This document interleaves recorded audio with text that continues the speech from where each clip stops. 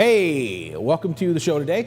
So today I have a pretty interesting guest with me, and before I even roll forward, I got to tell you, if your mind is closed and you're not prepared to have a little bit of controversy put in front of you to possibly change the way you think, you probably don't even want to watch this video. I would advise you to turn it off and leave the page right now if you're the type of person who can't handle a little bit of controversy, especially when it comes to new and interesting topics. So with that, you've been fair warned. And today I have with me a gentleman who knows actually more about this controversial topic that I want to talk to him about today than anybody else I personally know.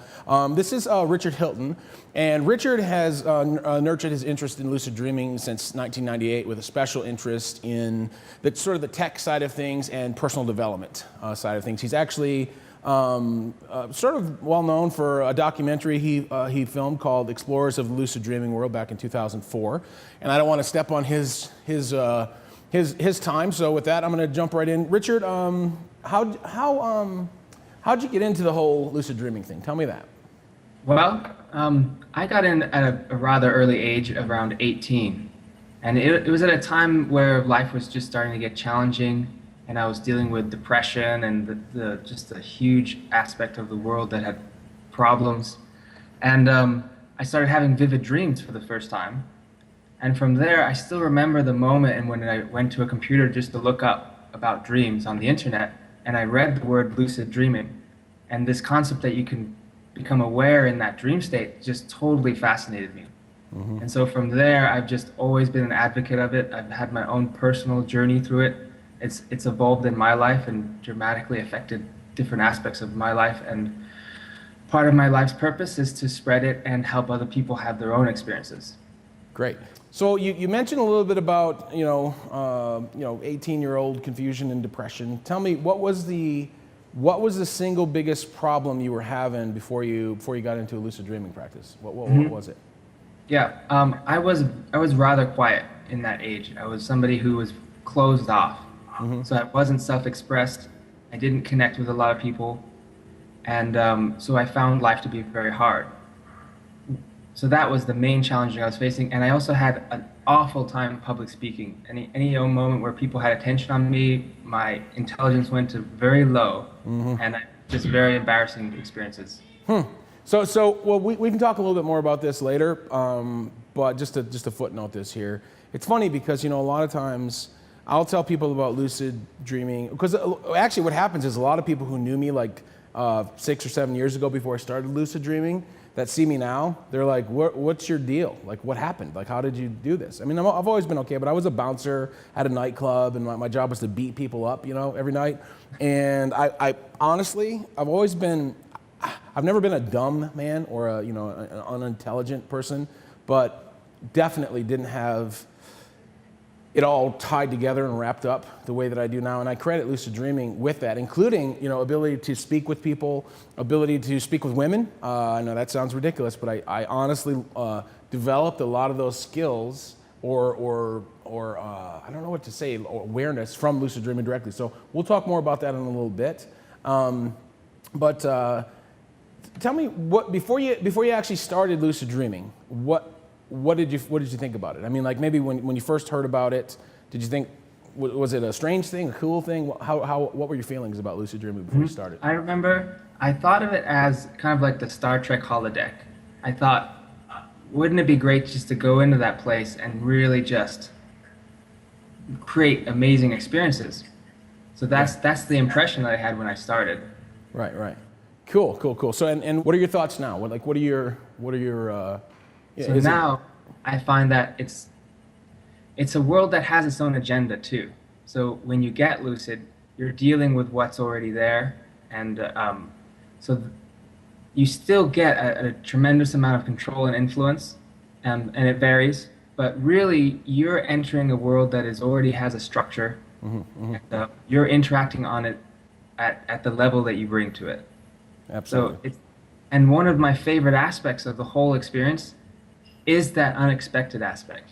I mean, the concept where you think, and sometimes people are promised you can have any experience you can possibly imagine, which is true, but when you go into it, you get this unexpectedness that's just fascinating and amazing. Right. You never knew that all these things could happen, including aspects like dream characters could have so much personality and zest and some seeming to be from another place. Yeah, absolutely. And it is, the side benefits are like what I focus on. I mean, meaning, you know, it's kind of like, for me, it's more like, I didn't even know there was this thing called lucid dreaming. I did it kind of on accident and like I did it on accident the first time, then tried repeating the pattern and doing it again. And once I did it again, I started doing the stuff that you could do just sort of naturally, like if you just drop somebody on this planet that nobody knew about. And then, and the gravity was different, and the women there treated you differently. You know, but this place kind of exists without me. And then all of a sudden, I started doing research on it, and I realized it was already on maps. You know, there's already this thing called lucid dreaming, and that this planet already existed, and other people knew about it. You know, of course, it's not a planet, but to analogize it, this way of allowing your mind to operate that is unique in the processing, the mental processing that we normally experience. Because typically, when you're out cold, you know, and you're in deep sleep phases, your conscious is not there. It's not present at all. It's like it's out of commission, right? And then when you're awake, of course, you know, and you're talking like we are right now, and you're in beta wave brainwave state. Your conscious is there, and it's almost like your unconscious. In a lot of ways, it's there the whole time because your conscious mind is sitting on it, you know. But honestly, it's just not there. It's not doing that much relative to the prominence of the conscious mind. But when you're lucid dreaming, both your unconscious and your conscious become active in a kind of like handheld way, where the one can't do lucid dreaming without the other one in a lot of ways, you know. So to me, it's this bridge that sort of forms between your conscious and unconscious mind that really, to me, is what causes the side benefits. Because the biggest problem most people have, and you tell me if I'm wrong on this, I think the biggest problem most people have in the world is that their conscious mind and their unconscious minds are out of alignment. Simple as that. I mean, meaning I don't want to smoke, and yet I'm going to go out and smoke, you know, chain smoke every day. And I'm going to tell myself every day that I'm going to quit consciously, but then unconsciously, for some reason, I continue to do it. There is the only way to explain that activity when you are dead serious about stopping something consciously and yet you keep doing it, is that your conscious mind and your unconscious mind are simply out of alignment.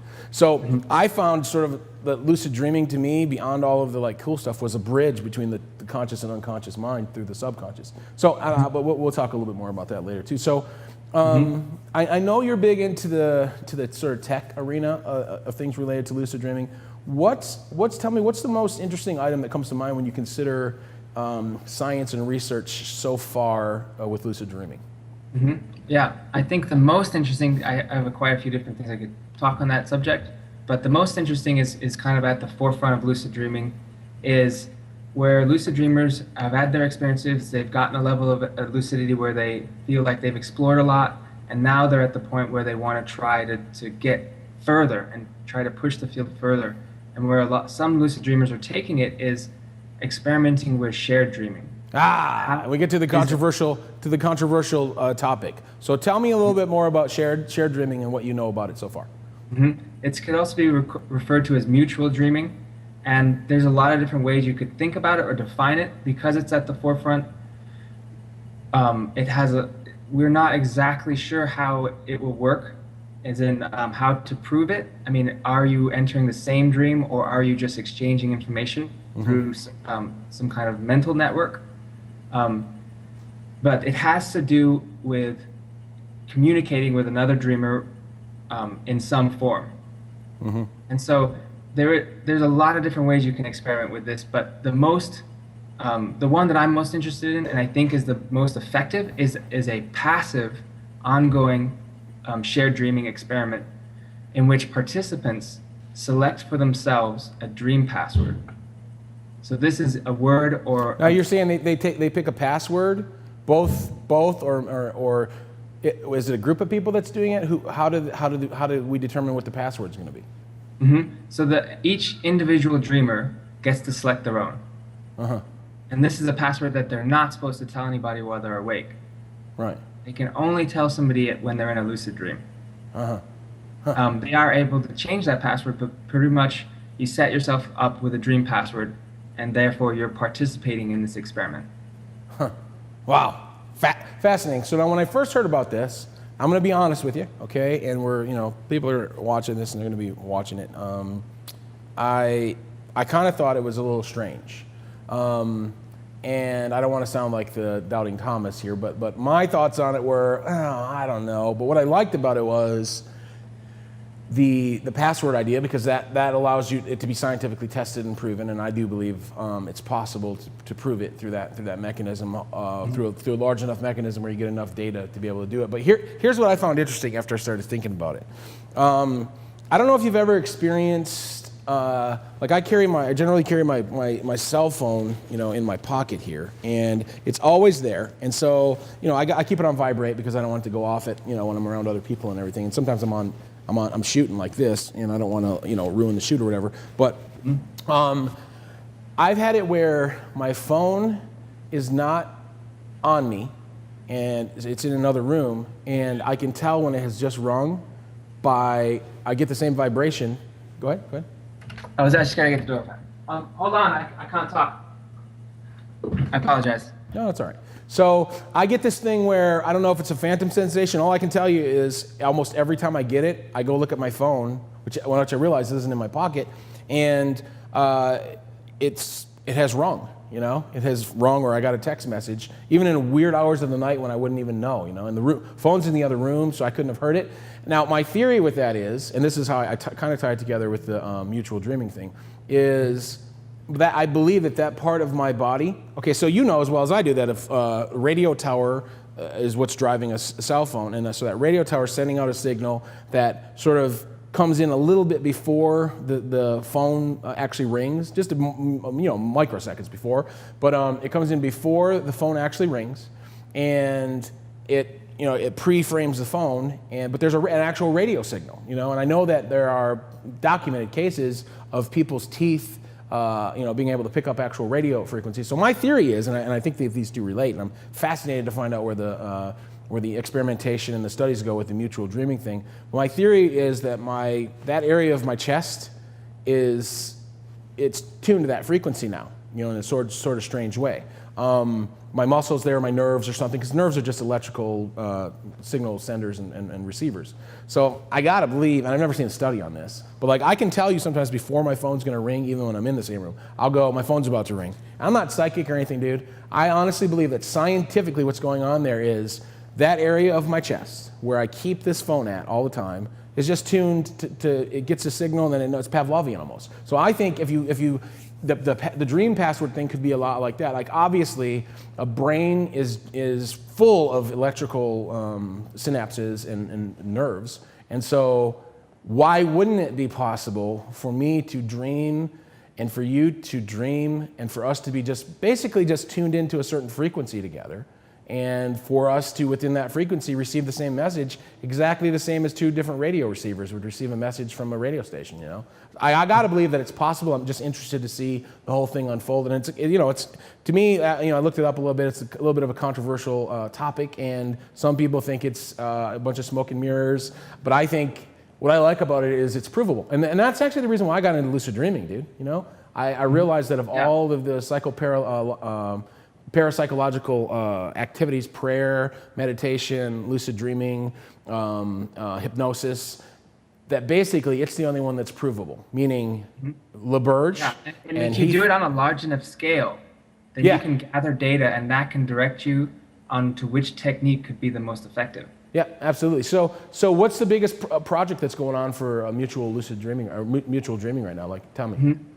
The biggest one that I know of is called wakeupinyourdreams.com. There's a guy named Rory McSweeney who has started a mutual dreaming experiment, and he's been, if you go to his website, you can type in and set yourself up with a dream password, and he's been doing it for 6 months to a year now, so it's the place to go right now. Right. His structure is a little differently than how I think it could be, but at least he has people doing it, and his technique is that every last Saturday of the month, everybody gets together, they type in their most current dream password, and then they all dream separately around the world, and then the next day they come and they just type in their experience. What did they dream about? And from there, he's just gathering information, seeing what's being transmitted and what's happening in people's dreams, and if there's any hits. So what's the most shocking thing that's happened so far? I mean, like there has to be a couple of instances where people using that system, some anomaly has arisen. I mean, like what's he discovered so far? What I've found is that it is challenging. It does need a large number of people. I do need to look in to see how there's been near hits that I can't tell stories about it. I don't know it well enough. So far it's still a field where it needs. All right, looks like we froze up. I'm going to take some questions from chat right now, and just see what people are out there thinking. And once we get Richard back, I'll hit him with whatever questions come in. So it looks like Sally47 is asking if lucid dreaming is something you have to have a special talent or gift for, or if it's something that anybody can learn. So I'm gonna take that question, and then once we get Richard back, I'll ask him the same question. But essentially, Sally, the best way to answer your question about whether or not lucid dreaming is something that anybody could do. How do I define this? I don't necessarily think it's something that just anybody could do, Sally. What I think is if you learn the right techniques, and work at it, because it's not like it's just something that just anybody can do automatically. I think we all do it from time to time without even realizing it, because I know I just did it on accident. It wasn't something I was trying to do. But I think learning the right techniques and figuring out specifically what type of dreamer you are. We have a test at Lucid Lab actually where we test people to figure out what type of dreamer they are. That helps me coach them through lucid, actually how to lucid dream more quickly than they would have otherwise. But let me ask Richard that question. So Richard, I got Sally in chat here actually asking me if we think lucid dreaming is something that anybody could do, or if it's something they have to have some sort of special talent for. What do you think on that? I believe it is something that everyone has access to. It does take a certain amount of effort, and it might take a while to find the technique that works for the person. But it is something that we all have access to. And I believe even if a person doesn't succeed, the lucid dreaming is a journey. It's about seeking awareness and a higher state of being, pretty much. And so whether you're able to attain that in a dream and recall it clearly, is the goal of the journey. But if you're on that journey, that is actually the most important aspect of it. Absolutely. You have your lifetime to get there too. All right, so I got a guy by the name of Tim M here, and he's asking if, let's see, let me sort this out. Okay, so basically, how do we know lucid dreaming is true? Like, how do we know that it's a real? We just talked about the science that's gone into it and the research that's gone into it. I'll let you answer first, and then I'll kind of follow because you're the guest today. But how has lucid dreaming actually been proven? The research from the Lucidity Institute is probably the most prominent and well-known. This is where Dr. Stephen LaBerge has done experiments in the 1980s in a laboratory and measuring people with EEG and then hearing their dream reports. And he was able to document scientifically that a person was able to become lucid and signal with eye movements. Because eye movements you can record on the EEG system too. And then from that he was let's get a little clearer on that, because anytime there's a doubter, I like to explain it to them. So specifically what Richard's talking about is LaBerge in his late 70s, early 80s studies essentially made an agreement with someone before they went to sleep, his test subject, that actually, no, he did it himself, didn't he? Stephen He LaBerge did too, yes. himself. Right. So decided how many left-right eye movements were going to be made in a certain pattern, and then while asleep, while in theta waves, while in dreaming waves, in REM, in REM, repeated those eye movements during sleep, not awake, but in actual sleep during theta waves, while theta waves were basically being emanated, and he was in actual REM sleep. Those eye movements were tracked and proven on a graph, actually on a polygraph, a double eye electrode polygraph. So basically the eye movements left and right that were agreed on before entering into sleep were repeated during sleep, and the only way that could happen is if the person was making those eye movements while they were dreaming. So I mean that proves, at least better than anything else I'm aware of, more than meditation, and I meditate, more than prayer, and I pray. But I think a lot of those things are almost like self-hypnosis oriented. Like I believe that, and then hypnosis itself, meaning you can sort of psych yourself up.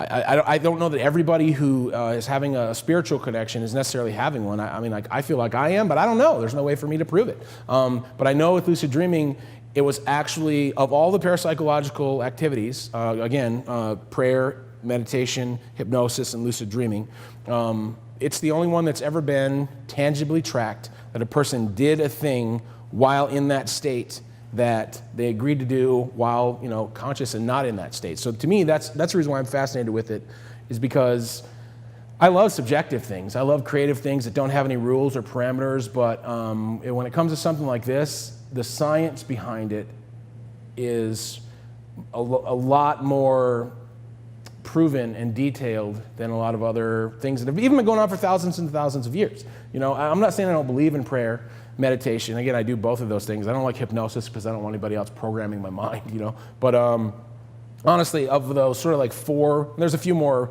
parapsychological phenomenon. But lucid dreaming is the only one that I know of that's actually been proven that the activity is actually going on, you know. So that's the closest answer I can give. And again, if that's not good enough, you know, we welcome everybody to be here, but we're not trying to push anything down anyone's throats here. So tell me, Richard, you know, now that you've been lucid dreaming for a while, how would you describe your life post lucid dreaming? And I mean, like, has it been an improvement to your life? Has it been you know, has it weirded you out? Because for me, it kind of weirded me out for a little while, and then I started seeing the benefits. Tell me your experience.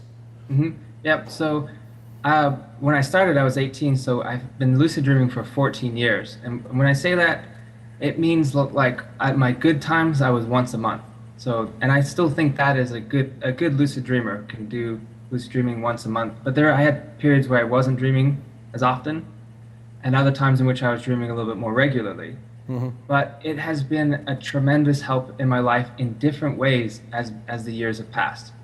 In the very beginning, I would mention that I was facing hardship with depression and self-expression, and lucidity was just an amazing form of empowerment. I mean, when I woke up from those experiences, I was completely thrilled and happy and empowered. And it slowly taught me how I can confront specific emotions which would normally shut me down and convert those into more of an exhilaration, more of an ability to just be in the presence of that and push through it, knowing that I'm safe and knowing that I am able to manipulate my surroundings purely by my inner responses. Yeah, great. I mean, I feel exactly the same way. And, you know, I always tell people, it's kind of like, you know, in my business as a marketer, because that's my actual job, I do a lot of live web broadcasts, and I do a lot of internet marketing product funnels where people click on things, and the goal is to get them to buy product X, Y, or Z. But when you learn early on when you first start marketing that the thing that you've got out of a product or out of a service that you're trying to sell somebody, or just out of a concept in general that you're trying to sort of sell somebody on wanting to use it or do it or buy it too, that way that you think of to sell it isn't always the way to sell it. So like, you know, like I've had life-changing circumstances because of lucid dreaming. I mean, like, my life is different now than it was before I started lucid dreaming, and there's nothing else that I could attribute it to. It is the thing, and actually I want to circle back around to the topic of frequency of lucid dreams, because when I'm doing it probably 3 nights a week when I get into like a practice of doing it. And I hear a lot of other people say that they don't. We'll circle back around to this because I want to start talking about the real benefits. So footnoting, circling back around to frequency of lucid dreaming. But I find that the way to get people to want to lucid dream is kind of like when you're selling them on a business. You don't sell them on how it's going to, like, you know, give them freedom and how it's going to. You got to tell them exactly how much money it's going to make them. That's what they're interested in. That's what they'll buy for. So for something like lucid dreaming, when I go telling somebody, you know, like, it's going to reprogram your brain, and it's going to it'll make you perceive the world differently in a better way. A lot of times they're like, that sounds like work. You know, and so I sell it from the standpoint of, because I want people to freaking do it because I know the difference it can make. I sell it from the standpoint of, yeah, it's really cool, and you can do all these cool things in it, and it's not that hard to do. Even though in a lot of cases it actually does take work and like practice. I mean, like anything, but it's so worth it. The side benefits, like we were talking about. So you've had some similar ones to what I've had, and I mean, to me, and every time I talk to a lucid dreamer, it's funny because that's not the mainstream.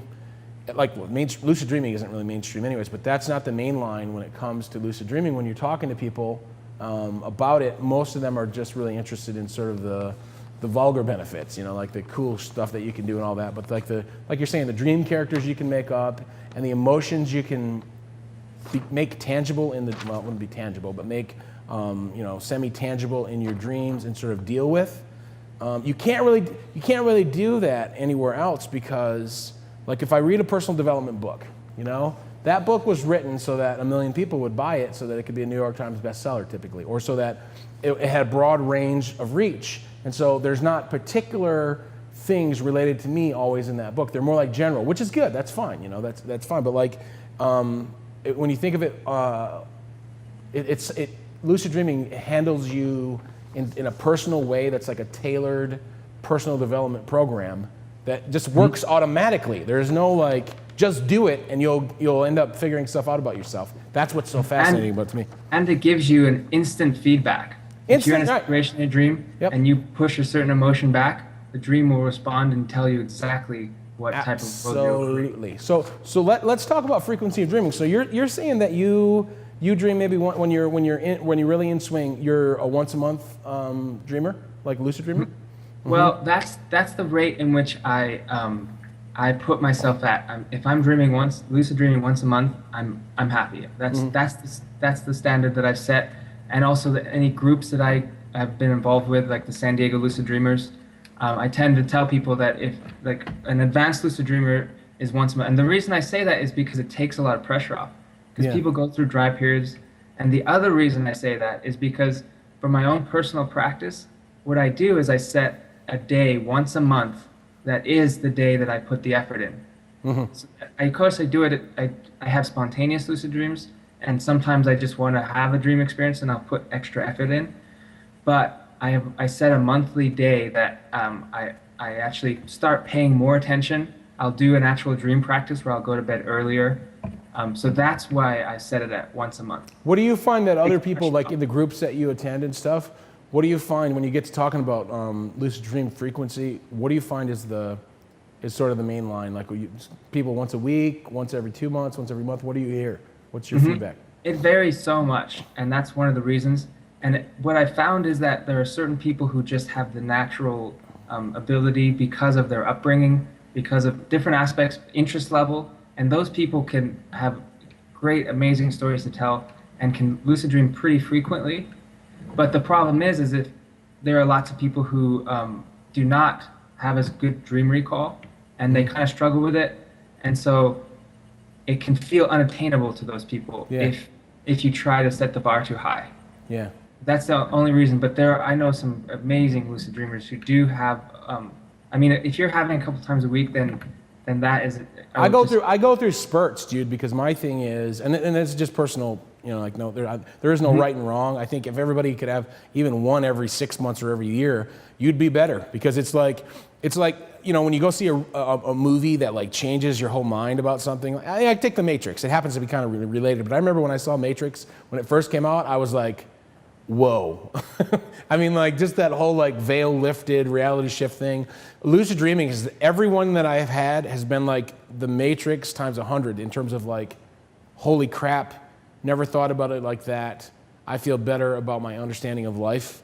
Every one that I've had. Now, but for me, I don't think I am a natural lucid. Like I didn't lucid dream when I was younger. At least if I did, I don't remember doing it. It didn't happen to me, and I call it the catalyst. And this is where, like, when I work with people, I try and figure out what type of dreamer they are, because there are dark dreamers, there are sensual dreamers, there are day dreamers. There's a few different categories that I've broken up into different dream types. Once I understand that, then I can usually figure out what their catalyst is going to be. It's like for me, my catalyst was my mom died, okay? That was an anchor that propelled me into a lucid dream because it put me into a situation in the dream where I basically had to question whether or not I was awake or not. And that's a huge key, because, or whether I was dreaming or not, right? To me, when I'm guiding somebody through the process, I figure out how to sort of put them on the catapult, right? So that they're most likely for it to hit. But even for me, what the trick was for me was that catalyst had to happen, and then without I honestly believe it was not reading anything or anything about lucid dreaming and how I should do it. Because if I had read it, I think I wouldn't have been able to do it. What it was for me, and it's just luck. It's just blind luck, which is why I try not to share too many sort of pre-constructed methodologies for lucid dreaming with people, because I honestly believe if you find their catalysts, if you can find their catalyst, and then you can find a way to trigger that catalyst, you can, whether it's an auditory thing or a olfactory smell thing, you can typically help them do it pretty quick. So for me, it was my mom passed. I was in the dream with her, and I realized she cannot possibly be here because she's not alive, and I'm not a big believer in afterlife ghosts and that type of thing. But she was there in my dream, and there's no question about it. And so, having that whole conversation with her and realizing, well, I have to be dreaming right now. Okay, but she's asking me to do something. Okay, you want me to deliver a message to your friend? Great. Go deliver the message. And immediately after that, wait a minute. I wanted to say stuff to her. So my drive to see my mom again was my catalyst, right? And so after that, once it took me about 2, 3, maybe 2, probably 3 weeks to actually be able to repeat it. And I did it through the box. I cut the hole in and I put the cloth with my mom's perfume on it and set the timer to 90 minutes because I knew that you start dreaming in REM, which is about 90 minutes in. And sure enough, that instantly made me have my first lucid dream. And then I started using that as my way of doing it every single time. But then I would always enter through a thought of my mother, which was kind of got to be kind of morbid, And so then I tried other things that I thought would trigger certain thoughts and stuff in my head, and even other smells that I thought would trigger things, and a lot of them worked. And then I realized, okay, I don't actually need to do that because there's a thing that I'm doing in the dream. All that's doing is sort of putting me in a certain place. And then once I hit that place, I realized, okay, I'm not awake right now because I'm in this place that I thought about before. But once you open the door to it and understand catalysts plus trigger, and for me, I'm not a natural lucid dreamer. I just accidentally figured out what worked for me. And when I work with people, I'm always listening to what I think is going to work with them instead of sort of saying, okay, because originally I tried the same thing that worked on me with everybody else, and it wouldn't work. And then I realized, wait a minute, okay, the issue here is their mind dreams differently than mine does. It relates to dreams differently, and it achieves dreams differently, and they're getting different signals. Some people are more linguistic, and some people are more verbal, and more visual. But anyways, not to go too far. I just was curious what your thoughts are on. Yeah, I see what you mean. It's great that our dream worlds are just totally unique to our own lives, and how you can't tell people what they're going to get from it. It's just their own part of their own journey through it, and how they get lucid and what they do with it. And sometimes people come to certain beliefs about the dream world because of their experiences. But as long as you speak to other dreamers and other lucid dreamers, you can find that some belief constructs that they think are universally true actually are just something that applies to them. And because they believe it so deeply, it works for them. Yeah, what I'll do is, and I don't like to do this because it's something where if you use it too much, if I were to use it too much, it would be bad, right? But because I've worked with so many hypnotists, and who can explain language patterns to me, because basically every religion was started the same way, all right? It doesn't matter what religion it is. If you look at it, they were all started the same way. And I'm fairly anti-religion, just to be clear about this. I don't like organized religions, just me personally. I don't like them. I've been a part of enough of them. I try to just let people have their religions, but for me personally, I'm all about getting in tune on a personal level with the creative source and figuring out what that means for myself. But it doesn't work for everybody. Some people need to go to a place where somebody else tells them how they should do things. But generally, that person who's telling them how to do things, this is their pattern. I learned this from hypnotists. They will tell them that if you want X to happen, you need to do Y, okay? Once you do Y, you will begin noticing Z, right? And then what happens is the person wants the thing, whatever the thing is that they originally said, if you want thing X, you need to do Y, and then once you start doing Y, you'll start noticing X. It's like right now, if I tell you over the next 3 weeks, you're going to notice a lot of people with yellow baseball caps. Okay, watch. I'll talk to you 2 weeks from now, and you'll go, maybe not because we're having this conversation, but if I was just to say that, you would notice a preponderance of yellow baseball caps. It's not that they weren't there the whole time. It's just that thought got planted into your head because we're having a circular conversation, and at the end of the day, you begin paying attention for yellow baseball caps simply because we talked about it. And it's like what horoscopes do, right? They tell you a general thing and then you go, yeah, that did happen, you know? But really it's just planting the suggestion in your head so that you begin noticing for that. So when I'm helping people lucid dream, I'll do that. Like I'll plant and I'll do it like sandwich 8 layers between stuff so that I'm not like, you know, mesmerizing them or whatever. But I'll say, you know, what you'll notice is when you're having a dream, you're going to notice an animal that you've never seen in your dream before come to you, you know, or something like that. Depends on the person. And then invariably, they'll create that animal in their head. But just by the fact that the animal is then in their head, that'll wake them up. They'll go, oh, wait a minute, I'm dreaming. This is what he said would happen. But I didn't put that animal in their head. I mean, like, I didn't predict that it would happen. I just told them to do it. And then they did it, and then that was enough of a catalyst to kind of wake them up. And that doesn't work for everybody. That works for only certain dreamer types. But anyways, I don't want to diverge too far onto this. So, so what of all of the benefits you've had from lucid dreaming, which one is the most beneficial and why? And I'll answer the question too once you take a stab at it. In a more general sense, it is empowerment. But in a more specific sense, it would be public speaking, because over the years, that's been one of the main things that I've confronted in my life. Because I mentioned in the beginning, I was absolutely terrible at it. And as I got into situations where I did have to do public speaking, I was able to improve. And also I started to have dreams that were starting to bring that up as a topic, and particularly be getting lucid and then having dreams that were about public speaking. I mean, it was amazing the experiences I had from that, and sometimes unexpected, with merging with different dream characters, and so in a broad sense, it's empowerment. It's this sense that I know that I'm the creator, a co-creator of this world. Yeah, right. And then more specifically, I would say public speaking, and my ability to just guide my life in situations where I can grow. Yeah. So, dude, awesome little tangent you hit there, which I want to circle back around to. When I tell people that like I developed this ability to sort of bend reality a little bit since I've been lucid dreaming, they kind of look at me like whatever weirdo. But then I explain something along the lines of what you just explained, which is in lucid dream again, which has been proven that they're real. Okay, in my lucid dreams, I am able to change everything about that reality. And I found that like what screwed me up, where I went wrong with lucid dreaming, is I was changing everything in my dream because I'm sort of a control freak in real, like my personality. So I was changing everything. And then eventually I was losing sleep because of it. I was sort of micromanaging my REM time, I think, right? And then eventually I figured out that that's not the way to do it. And that actually came from me looking up lucid dreaming and finding a few other people who had the same sort of issue. But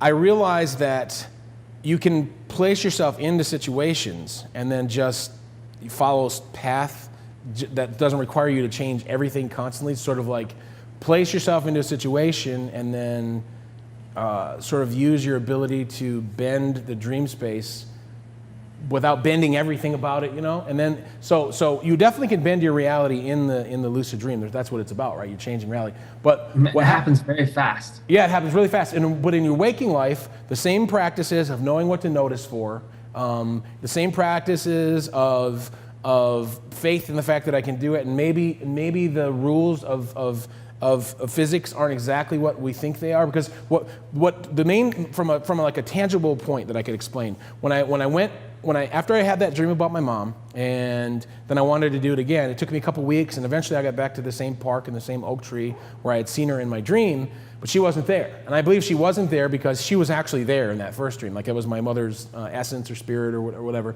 talking to me inside my dream. But she wasn't, so I got back to the tree and I walked to it and everything, same way. And when I got there, I looked around for her for a while and I was frustrated and everything. And I'm like, man. And then I thought about what my mom would actually have told me to do, what she told me to do when I get lost. here's what my mom told me to do when I got lost when I was a kid, right? And if I couldn't find her. And I'll get all emotional if I'm not careful, so I'm just gonna. So my mom would tell me when I was younger, if you get lost and you can't find me, stay where you are and have fun wherever you're at, okay? And keep your eyes open for me, right? Don't walk around and because then if you're walking around and I'm walking around. So I did that. So I just sat there for a minute. I sat under the tree, and for a minute I sat there and was kind of waiting for her to show up. And then I started thinking about it, and I was like, wait a minute, this is a dream. And dude, this is so weird because if I came in the way most people come in through lucid dreaming, sort of training courses and stuff, I would have automatically thought first thing I'm going to do is fly. But I was thinking, okay, this is a real park. These are real trees. This is real gravity here, And so I thought to myself, wait a minute, if I'm dreaming right now, I should be able to gravity shouldn't be real. This is a dream. I thought this in my dream. So I jumped, and I got probably 6 feet off the ground and landed, and I didn't have any pain like I know if I dropped from 6 feet. And then I jumped probably 20 feet in the air, then whatever, 20 feet, 100 feet, and eventually I just flew. I just took off, and I was to explain it was woo-hoo! That's kind of how I felt, was this is incredible. And so I actually forgot that I was looking for my mom for a while and just went and did different stuff. But my point is that same way that I realized, well, maybe the rules aren't the same here as I think they are, okay?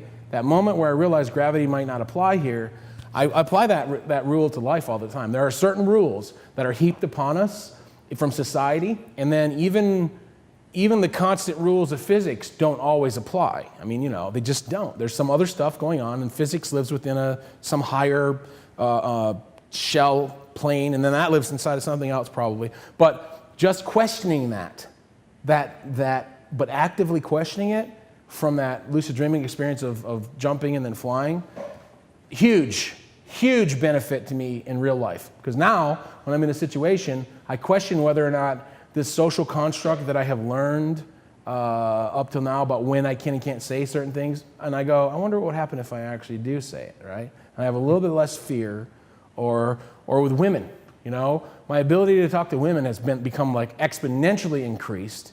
And I'm not with anybody right now, but there was a phase just from lucid dreaming specifically where I was able to date so many different women because I realized, I could probably try something different and steer this. But the idea is, in the lucid dream, you're bending the entire reality. In the waking reality, you and me and Troy and anybody else who's watching are all creating this reality together. So while you can bend it, you can't change it as much as you could change it inside of a lucid dream, simply because, everybody has a sway on reality. So now here's what's cool to me.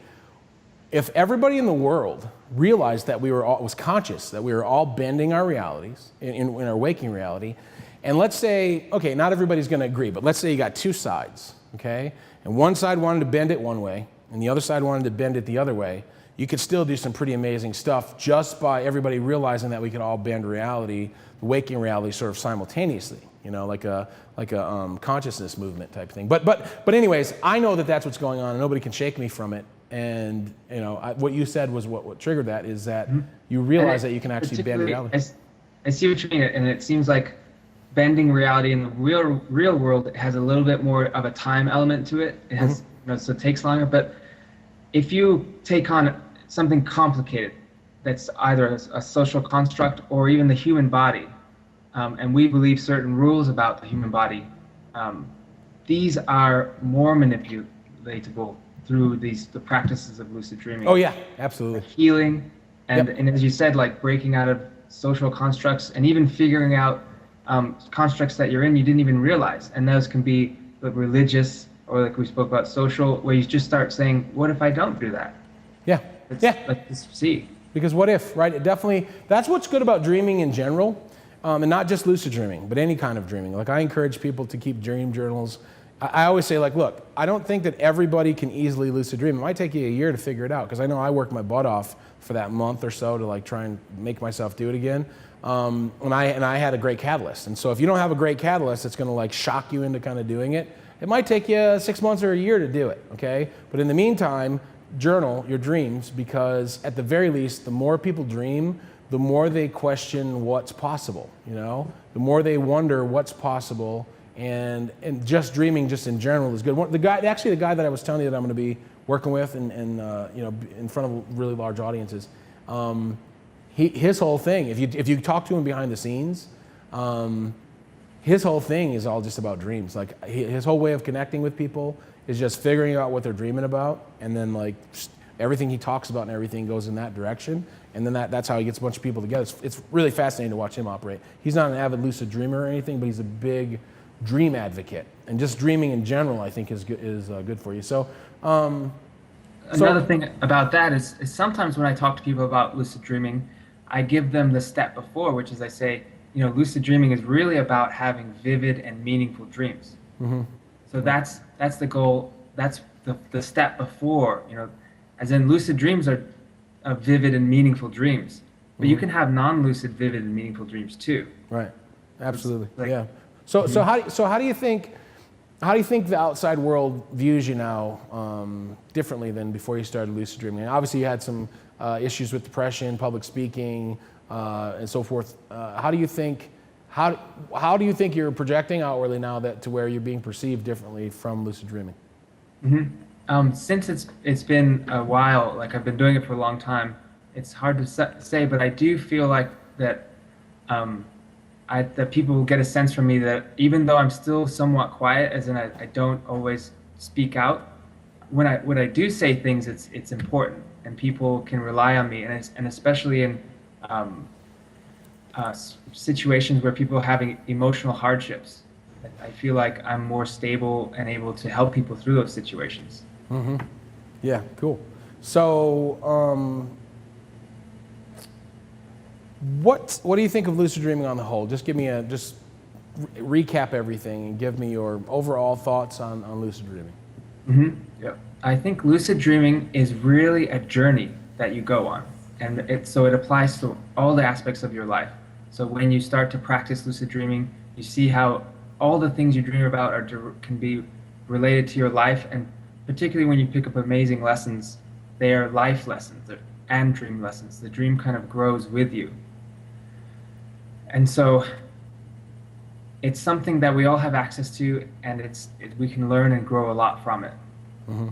Yeah. All right. Great. So anything else I should have asked you that I didn't ask? Anything else you'd like to say? Just that if people are interested in taking part in this mutual dreaming experiments, then they should look up either Rory McSweeney's wakeupinyourdreams.com or look up Project Red Dot, which is one that I'm currently developing.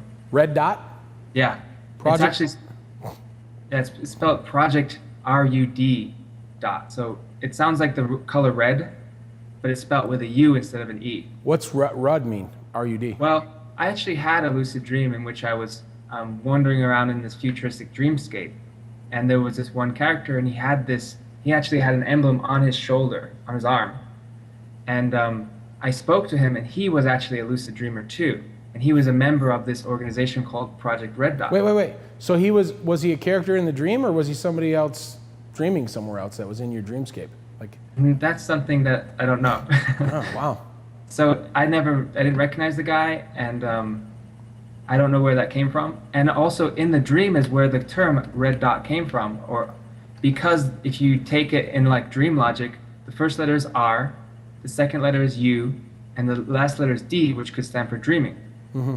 Are you dreaming? Oh, okay. So it's a group of dreamers that are lucid dreamers, and and after I woke up, I was able to develop it further and think, yeah, you could have an organization at that. And if you saw somebody with this logo, and Project Red Dot does have its own logo, you could instantly walk up to them and say, hey, you're a dreamer too? Mm-hmm.